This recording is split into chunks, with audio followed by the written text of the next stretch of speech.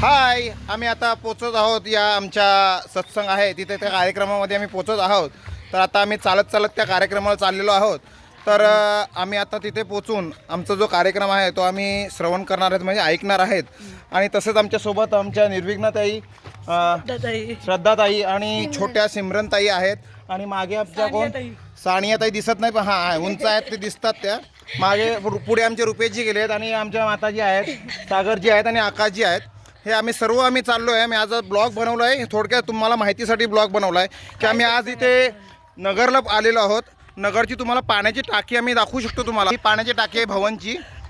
तसंच आता आम्ही इथे मंदिर आहे, भैरवनाथ मंदिर. एक खूप मोठं शाश्वत देवस्थान आहे. त्या देवस्थानामध्येच तिथे त्यांच्या प्रांगणामध्येच ती सत्संग ठेवण्यात आलेली आहे.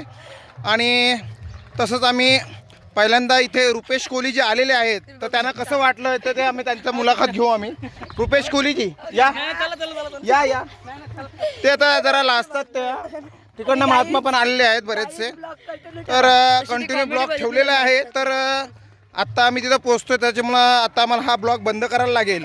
त्याच्यामुळं आता आम्ही हा ब्लॉग बंद करतो. हा ब्लॉग नंतर आम्ही कंटिन्यू करू तुमच्या माहितीसाठी.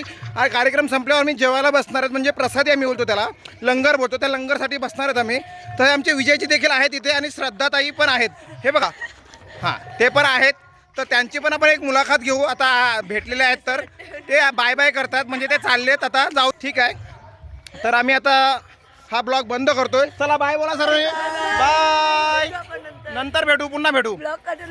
हा ब्लॉगला लाईक करा, सबस्क्राईब करा, सेव्ह करा आणि तो घंटीचा बटन असतो ना कोपऱ्यात, तो घंटीचा बटन दाबा. बाय.